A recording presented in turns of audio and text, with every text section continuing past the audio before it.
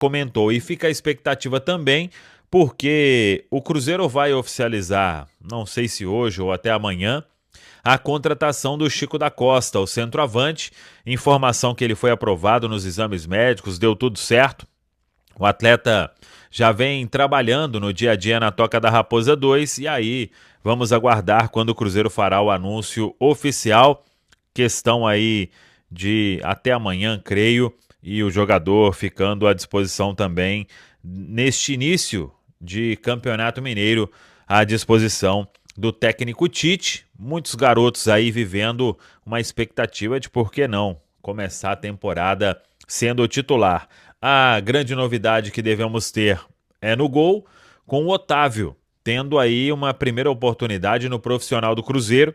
Acho pouco provável que o Cássio comece, porque o Matheus Cunha, todo mundo sabe, ele seria o escolhido para começar esta temporada como titular ali no Campeonato Mineiro, mas o jogador teve a lesão no menisco, vai passar por cirurgia nos próximos dias e aí o Matheus Cunha vai ficar pelo menos 2 meses afastado. Com isso, tem essa chance para o Otávio, jovem goleiro, tendo aí a oportunidade de iniciar então e, por que não, de mostrar serviço ao técnico Tite. Fica a expectativa para esta quinta-feira sobre Gerson.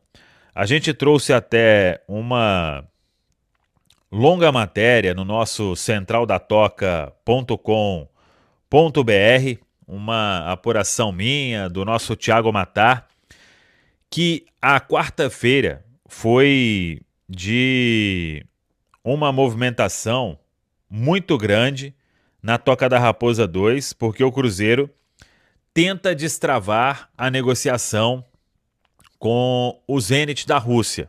E a gente sabe, não é uma negociação fácil, mas tem alguns detalhes interessantes que estão na matéria. No dia que teve a entrevista do técnico Tite, uma Toca da Raposa 2 bastante movimentada. A gente sabe que tem muita gente envolvida nesta negociação, muitos empresários grandes aí do futebol brasileiro. O Cruzeiro esteve representado pelo Pedro Lourenço, o Pedro Júnior, que é o vice-presidente, os diretores, o esportivo Joaquim Pinto e o de futebol, o Bruno Spindel, o André Cury, que é um empresário aí de muito renome no futebol brasileiro, que representa o Jonathan Jesus, que iria numa primeira fase da negociação para o Zenit, mas isso não vai acontecer. O Jonathan Jesus fica na Toca da Raposa 2 e aí o André Cury trabalha hoje como intermediário, mais do lado do Cruzeiro. E do lado do Zenit, da Rússia, tem agentes brasileiros representando o clube no país.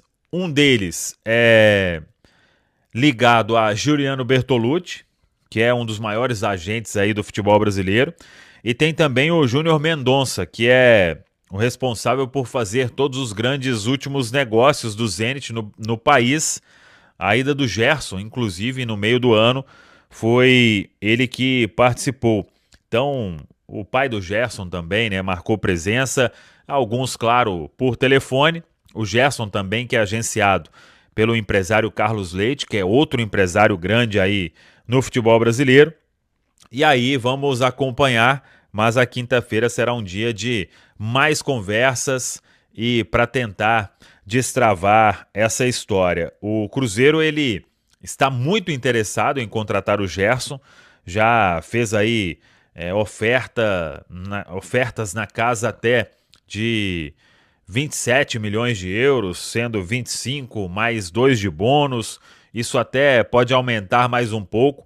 A expectativa é de que tudo vá dar certo e o Gerson vai ser jogador do Cruzeiro. Mas o Cruzeiro ainda não tem o aceite definitivo por parte do Zenit e por isso a negociação vai seguir aí ao longo desta quinta-feira. Seguimos acompanhando para ver qual será esse desfecho. E esse elenco do Cruzeiro é bom e tem condições de bater de frente com Palmeiras e Flamengo e Corinthians e Internacional, porque se fala só de Flamengo e Palmeiras, mas o Campeonato Brasileiro, a Copa do Brasil, a Libertadores, eu acho que vai ser muito mais parelha, muito mais a competição vai ser maior.